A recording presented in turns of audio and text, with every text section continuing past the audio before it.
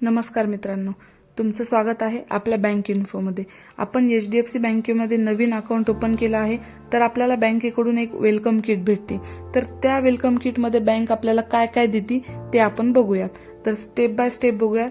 Video शेवटपर्यंत नक्की बघा आणि चॅनलला सबस्क्राइब करायला विसरू नका। तर चला, ही आहे आपली वेलकम किट। ही किट वेगवेगळ्या अकाउंटसाठी वेगवेगळ्या कलरमध्ये बँक प्रोव्हाइड करते। जसं सेव्हिंग अकाउंटसाठी वेगळी किट, वुमेन्स अकाउंटसाठी वेगळी किट। आज आपण सॅलरी अकाउंटची किट पाहणार आहोत। बँक एम्प्लॉई त्यांची प्रोसेस पूर्ण करून आपल्याला ही किट देतात। तर ह्यामध्ये सर्वप्रथम हे पेज पाहायला भेटते। ह्या पेजमध्ये आपल्याला दाखवले जाते की ह्या किटमध्ये बँक आपल्याला काय देत आहे। रेड कलरच्या बॉक्समध्ये तुम्ही पाहू शकतात, एक चेकबुक, एक कार्ड, एक नेट बँकिंगचा पिन, एक पासबुक, एक कार्ड पिन, हे सर्व ह्या किटमध्ये आहे। आता तुम्हाला ब्लॅक कलर मधील जो बाण दाखवला आहे तो तुमची कस्टमर आयडी दाखवली आहे। ही कस्टमर आयडी म्हणजेच HDFC बँक मधील तुमची ओळख। जसं पॅन कार्ड आपली ओळख असते, तसंच कस्टमर आयडी ही आपली बँक मधील ओळख असते। पुढे तुम्ही जो काही व्यवहार बँकेमध्ये करताल तेव्हा तुम्हाला पहिले कस्टमर आयडी विचारली जाईल। त्यासाठी ही आयडी तुम्ही मुखपाठ ठेवली तर तुम्हाला HDFC बँकमध्ये कोणताही व्यवहार करताना अडचण येणार नाही। बाकी ह्या पेजवर तुमच्यासाठी काहीही इन्फॉर्मेशन नाहीये। तर आपण नेक्स्ट पेजकडे जाऊयात। नेक्स्ट पेज आहे तुमचं पासबुक।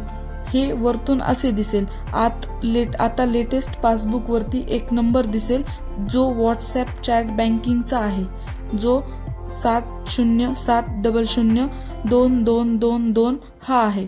ह्या नंबरवरती चॅट कशी करावी यासाठी आपण एक व्हिडिओ लवकरच आपल्या चॅनलवर टाकणार आहोत, तो तुम्ही पाहू शकता। आता आहे पासबुक। पासबुक ओपन केल्यावर तुम्हाला तुमचा अकाउंट नंबर खाली कोपऱ्यामध्ये दिसेल।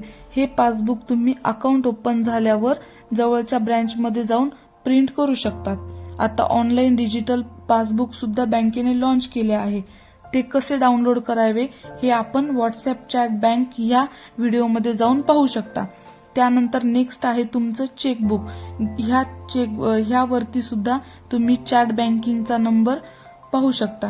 चेकबुक मध्ये सुरुवातीचे 3 ते 4 पेज, नंतर तुम्हाला तुमचे 5 चेक दिसतील जे असे असतील। हे चेक वरती तुमचे नाव प्रिंट नसते, कारण हे तुम्हाला इन्स्टंट दिलेले आहे।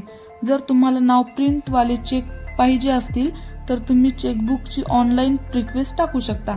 तुम्हाला तुमच्या ऍड्रेस वरती 5 ते 6 दिवसात भेटून जाईल।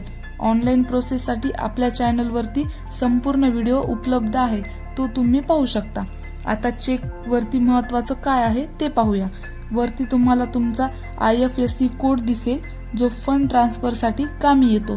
त्याखाली तुम्हाला तुमचा अकाउंट नंबर दिसतो आणि खाली चेक नंबर आहे। यानंतर आपण पाहूया तुमचं ATM कार्ड। HDFC बँक मध्ये अकाउंट नुसार ATM कार्ड दिले जाते। यामध्ये HDFC बँकेचे सर्व ATM दाखवले आहे। तर या ATM वरती तुमचं नाव प्रिंट नसते, कारण हे इन्स्टंट दिलेले आहे। यानंतर आपण ATM पिन पाहूयात।